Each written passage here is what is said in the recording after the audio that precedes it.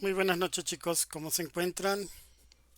El día de hoy vamos a profundizar un poco más frente a los diferentes diagramas que maneja el UML. En esta oportunidad pues vamos a manejar el diagrama de casos de uso, ¿cierto? Em, está el levantamiento, el análisis, el diseño de un sistema de un diagrama de caso de uso, pues es una técnica que permite, digamos, potenciar, ¿cierto? El tema de la captura de requisitos funcionales desde una perspectiva del usuario. En esta, pues, se describen una serie de secuencia de acciones que el sistema realiza y que produce un resultado observable y de valor para un actor externo. Aquí pues vamos a representar cada una de las diferentes partes. Entonces, entender que existen una serie de elementos, los cuales es el actor, ¿cierto? El muñeco de palo, ¿cierto? O la figura de palo. En esta pues se representan entidades externas que interactúan con el sistema. Estos actores pueden ser humanos, ¿cierto? Cuando hacemos la representación de un estudiante, de un cliente, de un docente, ¿cierto? O sistemas externos en los cuales puede ser una base de datos, una pasarela de pagos, un servicio de correo electrónico, como lo vemos en este caso. ¿De acuerdo?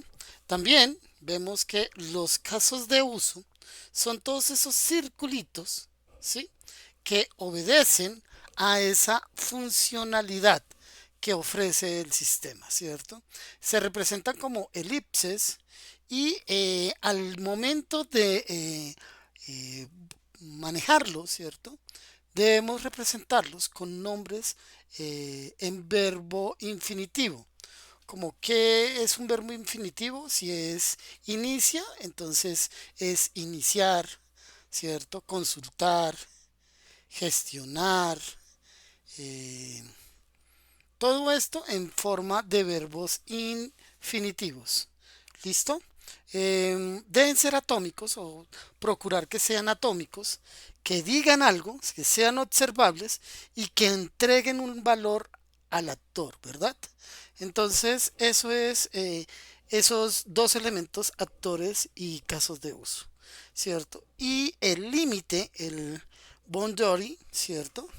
Es este rectángulo en donde define el contexto en el cual pues se está manejando dicho, dicho diagrama, ¿cierto? Entonces, siempre entender que ese rectángulo pues contiene los casos de uso.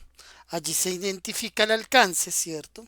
El nombre del sistema va en la parte superior, por ejemplo aquí, sistema académico, ¿cierto? Los actores se ubican por fuera, ¿cierto? Y en un diagrama profesional, pues se debe ver de esta manera, ¿sí? Eh, Tratar de minimizar los cruces de línea, tratar de que sea claro, que sea legible, que sea fácil de entender. Aquí también vemos algo que son esas líneas continuas entre actores y el caso de uso. Esto lo que indica es la participación, ¿cierto? Entonces, cómo el actor se relaciona con cada uno de estos, de estos comportamientos, de esos casos de uso. Ahora también vemos que estas relaciones, ¿cierto? O las líneas, ¿sí? Em, em, Cuando estamos utilizando el include, ¿cierto? El include es que debe ser de uso obligatorio. Es cuando una relación, ¿cierto? En el caso, pues, tiene un comportamiento, ¿cierto? Y esa se ve de manera de línea punteada, ¿cierto? Y permite que ese comportamiento sea de carácter obligatorio. Aquí vemos uno, ¿cierto? Que al momento de gestionar la inscripción de materias, pues valida, esto es de manera obligatoria, tiene que validar la disponibilidad de las materias, ¿cierto? El STEM es la relación existente de manera opcional, ¿cierto? Y es el caso que puede ejecutarse sin la extensión. Esto solo bajo condiciones específicas, ¿cierto? Y también se escribe de manera punteada eh, y se extiende hacia la base, ¿verdad? Entonces, este caso agrega un comportamiento opcional desde el caso de uso, ¿cierto? Desde ese caso de uso en el cual se origina, ¿de acuerdo? ¿Qué más podemos observar acá? Aquí ya vemos un diagrama, esto es una infografía, ¿cierto? Pues para poder realizar un diagrama de casos de uso. Entonces, lo primero es que es un caso de uso, pues es una descripción de la interacción entre un actor, ¿cierto? Sabemos que el actor puede ser un usuario o un sistema externo y el sistema para lograr el objetivo específico, en este caso el sistema académico. Representa qué hace el sistema y lo que no hace, ¿cierto? Es lo que permite establecer esto. Estos diagramas son muy sencillos, pero se facilita al momento de la comprensión con nuestro cliente. Entonces, este nos permite, digamos, eh, crear esa, ese entendimiento, ese gestor eh, o ese esquema que analiza, ¿cierto? De manera clara lo que permite hacer cada uno de estos. Ya vimos cada uno de los elementos, ¿cierto? Vemos que nosotros para poder hacer una metodología, o sea, un paso a paso, un saber cómo hacer las cosas de un diagrama de casos de uso, pues lo primero que tenemos que hacer es definir ese contexto, ¿cierto? En este, pues aquí tenemos que identificar los actores como primer paso, ¿cierto? Determinar quiénes son los que están vinculados dentro de ese sistema, ¿cierto? Identificar cada uno de los casos de uso, ¿cierto? Entonces, lo primero es listar todas las funcionalidades principales que deben estar establecidos dentro de ese sistema, ¿cierto? Establecer las diferentes relaciones, ¿cierto? Entonces, entender cuáles son las obligatorias, cuáles son las opcionales entre los casos de uso, ¿sí? Elaborar el diagrama, ¿cierto? Eh, de manera clara, concisa, ¿cierto? Documentar cada caso de uso, ¿cierto? Describir en detalle su comportamiento, validar, ¿cierto? Esto, luego de tener este diagrama, la idea es de poder socializarlo y poder establecerlo con el cliente para ver si así es como se requiere, ¿cierto? Y debe mantenerse de manera eh, actualizada, ¿cierto? Entonces, aquí estamos viendo un diagrama de casos de uso, en donde pues tenemos cuatro actores. Está el estudiante, está el administrador, está el docente y está el servicio de correo electrónico. Entonces, aquí vemos cómo este genera, ¿cierto? El límite del sistema, o sea, debe estar a través de una representación de un rectángulo en donde pues están dentro cada una de las funcionalidades que tiene el sistema, ¿cierto? Eh, recuerden que se debe representar en forma de elipse, ¿cierto? Y que dentro pues tenga un verbo y un sustantivo, ¿cierto? Entonces, iniciar sesión. ¿sí? Consultar información personal, siempre de manera clara, de manera atómica, ¿cierto? Pues para que sea mucho más entendible al momento de nosotros realizarlo. Entonces, el estudiante inicia sesión, ¿cierto? Esa sesión es opcional, ¿cierto? Hay una opción al momento de recuperar una contraseña. No siempre que se inicia sesión se debe recuperar una contraseña, solo en esos casos. Eso es una excepción, ¿sí ves? Eso es opcional. Cuando tenemos, luego de haber iniciado sesión, debemos consultar la información personal, ¿cierto? ¿De qué? Del sistema académico. Aquí en ella, una de las funcionalidades es gestionar la inscripción de las materias, ¿sí? Y aquí vemos que es obligatorio. El incluye es cuando es obligatorio. Y cuando hablamos de obligatorio es que debe validar la disponibilidad de las materias, ¿cierto? Después de haber hecho eso, después de haber gestionado la inscripción de las materias, se debe ver el horario, ¿sí? El administrador, ¿sí? Gestiona todas las acciones que el estudiante desarrolle, ¿cierto? Revisa o envía, ¿sí? No para todos los casos, pero sí de manera opcional, una notificación a través de quién? De un servicio de correo, de un gestor de correo electrónico, ¿cierto? Gestiona las materias y el docente lo que hace es registrar las calificaciones. Aquí vemos cada uno de los casos de uso. Por ejemplo, aquí este caso de uso es el C1, ¿cierto? El C1 es que debe tener una codificación, debe tener un nombre, debe indicar cuáles son esos actores principales, ¿cierto? El estudiante, el administrador, el docente y esos actores secundarios. Mire que aquí ya vemos acompañado el diagrama con qué, con una documentación, ¿cierto? Entonces, aquí el objetivo es permitir que el acceso al sistema a usuarios registrados, ¿cierto? Precondiciones, el usuario debe estar registrado, claro. Aquí cuando el estudiante ingresa o inicia sesión, pues debe estar ya registrado, ¿cierto? Entonces, aquí define, declara, limita, ¿cierto? Cada uno de las diferentes funcionalidades. Eh, otra precondición, el sistema debe estar disponible. Claro, si el sistema no sirve, si el sistema no está arriba, no está eh, eh, activo, pues obviamente no va a proporcionar ninguna funcionalidad, ¿cierto? Entonces, esas son las precondiciones que debe requerir este tipo de diagramas de caso de uso. Entonces, espero que esté quedando claro, ¿cierto? Y sigamos con nuestra documentación. El disparador.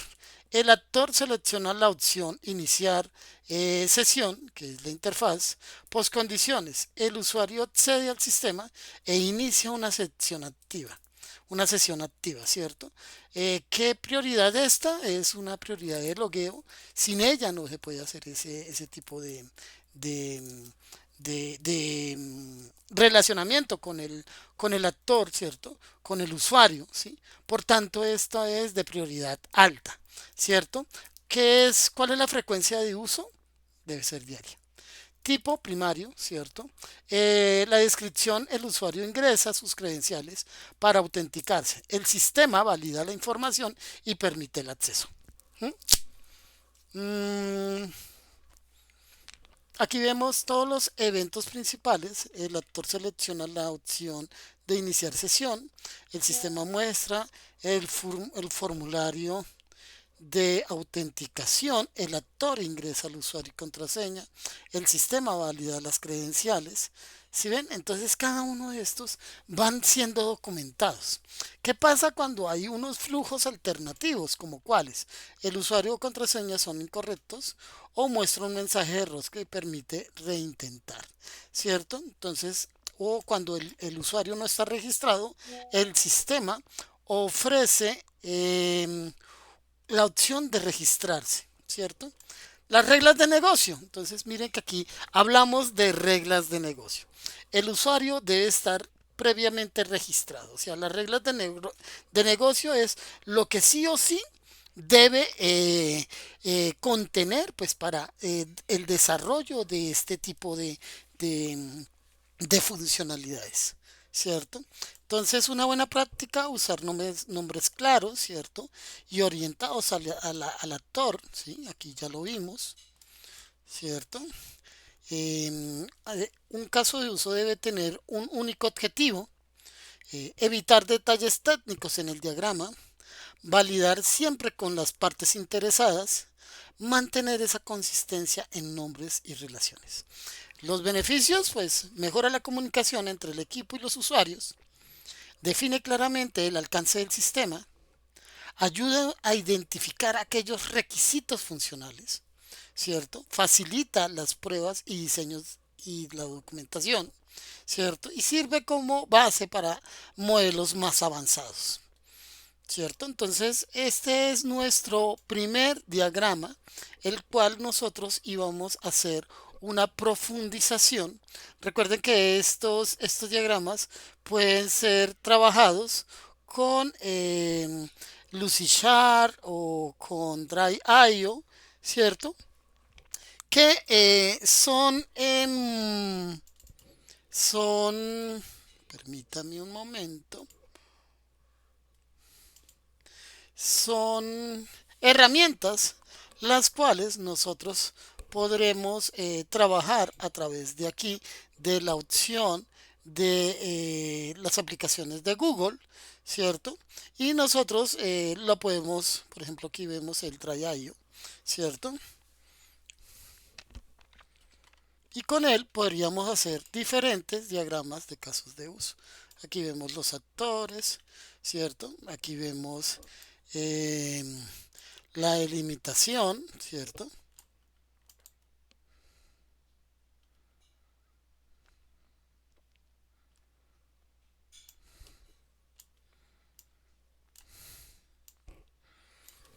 Entonces aquí en este, eh,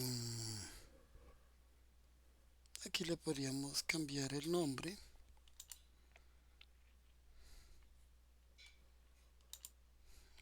Veamos, veamos.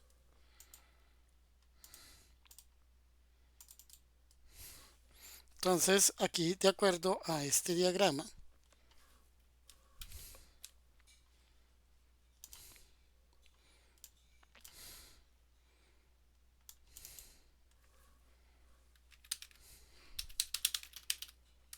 estudiante, ¿cierto?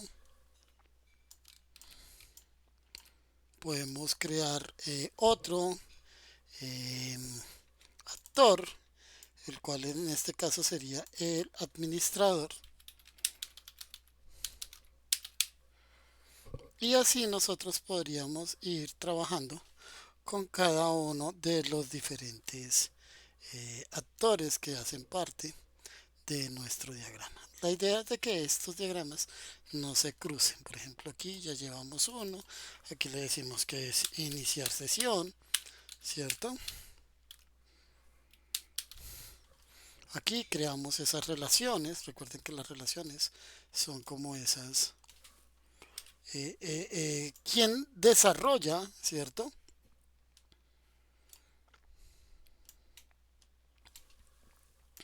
Pero ojo, nunca tratar de crear como este tipo de acciones. Por ejemplo, en donde yo llego y le digo que el administrador gestiona,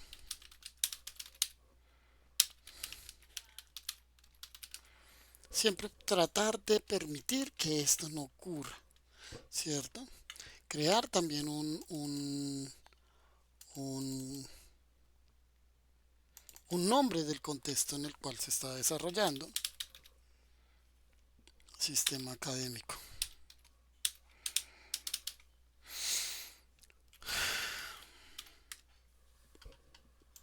Si se dan cuenta, chicos, y así básicamente es que se desarrolla un diagrama de casos de uso.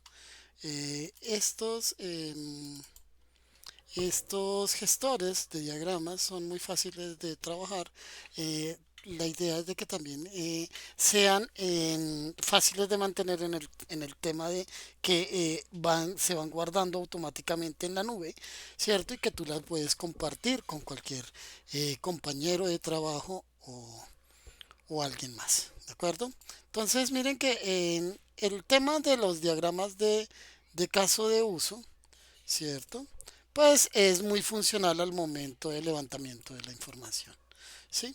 Ahora veamos otro que es el diagrama de flujo. El diagrama de flujo es una representación gráfica en la que permite establecer o entender el paso a paso de un proceso, ¿cierto? Entonces, veamos, aumentémosle la pantalla. Entonces, muestra la secuencia lógica de las tareas, decisiones y flujos de la información, facilitando el análisis, diseño y comunicación y mejora de procesos. ¿Para qué sirve? Pues para comprender y comunicar procesos de forma clara, identificar cuellos de botella, redundancias y errores. Al momento en que nosotros veamos ese paso a paso, podemos identificar si son necesarios o no, ¿cierto? Dichos pasos y allí reconocer esos cuellos de botella, ¿cierto? Permite el análisis y mejora el sistema. Dentro de este diagrama, pues vamos a encontrar los símbolos. Aquí vemos el símbolo que es de esta manera. Permítame, yo busco un otro gestor que se llama Visio, ¿cierto?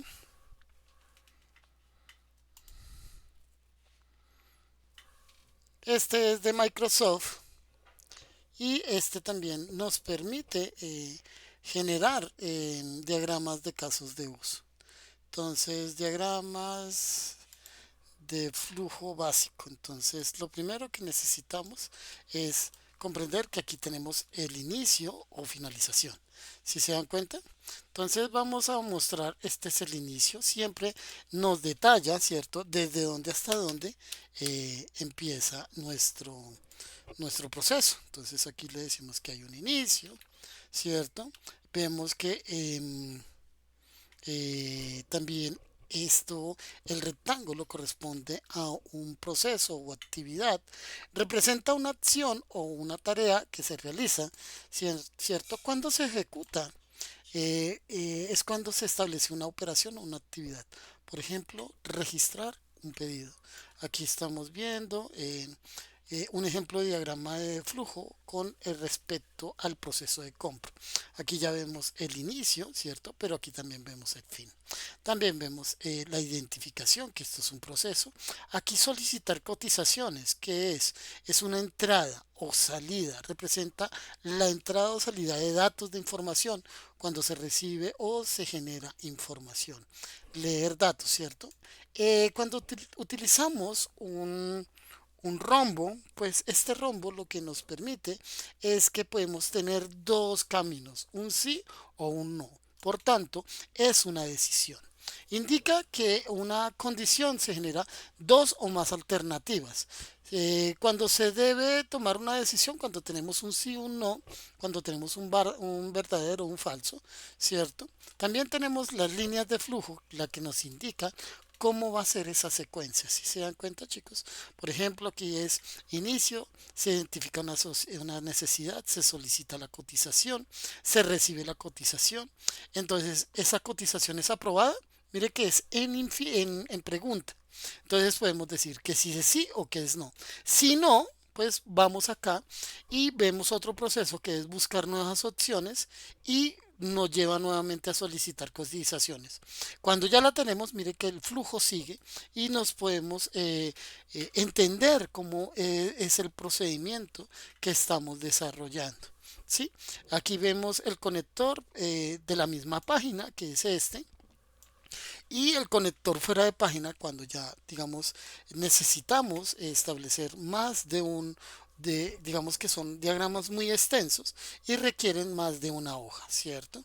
Entonces, ¿qué debemos hacer? Primero, definir el proceso, identificar las actividades, seleccionar aquellos símbolos, dibujar el diagrama, revisar o validar la lógica, documentarlo y publicar y mantenerlo. Entonces, este tipo de diagramas es utilizado, es estándar, ¿cierto? En el tema de la utilización de los símbolos. Mantiene un diagrama simple, fácil de entender, ver cómo es el comportamiento de ese flujo de trabajo. Recuerden que también se debe mantener el tema de los verbos en infinitivo.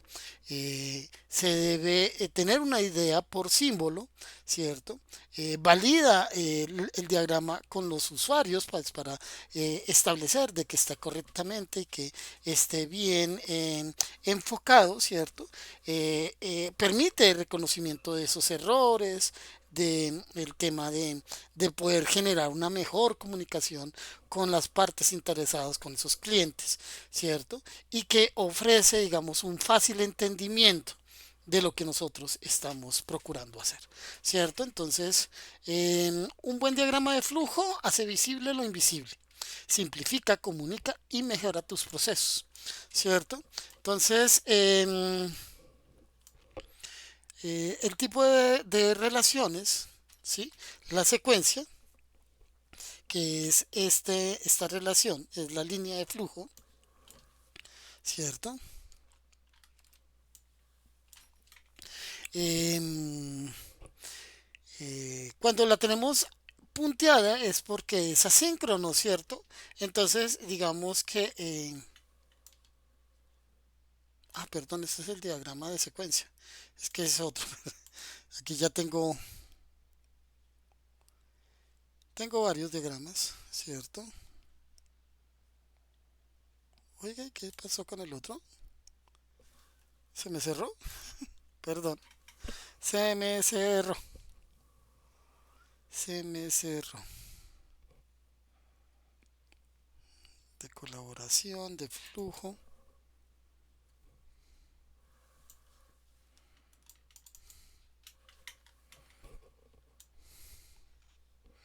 ¿Cierto? Decisiones, entonces cuando hay una bifurcación o una condición, ¿cierto? Una decisión que tomar, ¿cierto? Las buenas prácticas del diagrama de flujo debe ir de arriba hacia abajo y de izquierda a derecha. Evitar cruces de línea, al igual que el de casos de uso, ¿cierto? Cada símbolo debe tener una única entrada y una única salida, ¿cierto? Excepto las decisiones. Y ser claro, coherente con cada uno de los nombres y que sea limpio. La importancia de que sea limpio para que se pueda entender fácilmente. ¿De acuerdo? Entonces aquí ya observamos dos diagramas. La idea es que en la próxima clase les deje un espacio para que ustedes desarrollen el diagrama de casos de uso, ¿cierto? De manera colaborativa, con cada uno de sus compañeros, hacer un grupo y que ustedes puedan desarrollar este tipo de diagramas.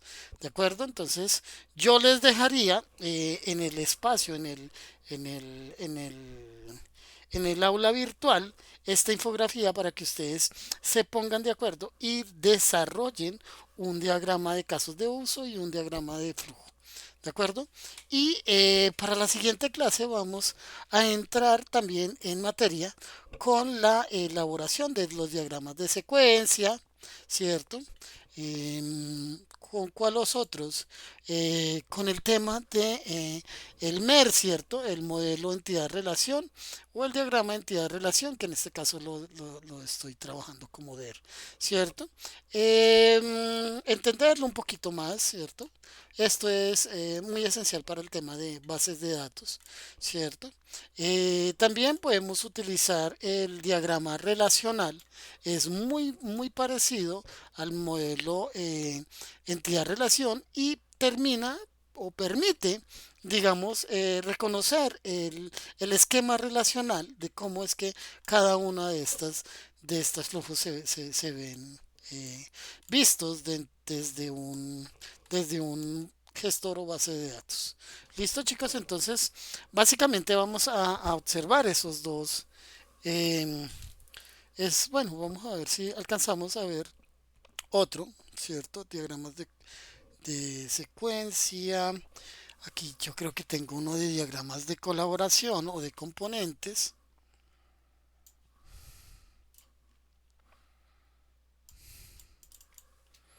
Aquí lo tenemos, ¿cierto? Entonces, esto también nos va a ayudar a entender un poco. Pero por el momento vamos es a trabajar sobre diagramas de casos de uso y diagramas de flujo. ¿De acuerdo? Espero que haya quedado bien entendido. Espero que la idea es de continuar con este tipo de ejercicios porque esto permite, digamos, apoyar todo el tema de la ingeniería de software, ¿cierto? Entonces, chicos, muchas gracias por haber participado. Espero que haya quedado claro el tema y ya venimos con las preguntas. Muchas gracias.